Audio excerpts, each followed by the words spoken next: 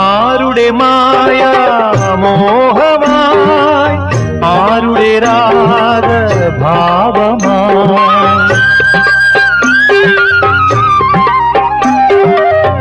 ആരുടെ മായ മോഹമായി ആരുടെ രാഗഭാവമായി ആയിരം വർണ്ണ രാജികളിൽ ആദിരജനി അണിഞ്ഞൊരുങ്ങി ഇന്ദുലേഖ കൺതുറന്നു ഇന്നൊരാവും ശാന്തമായി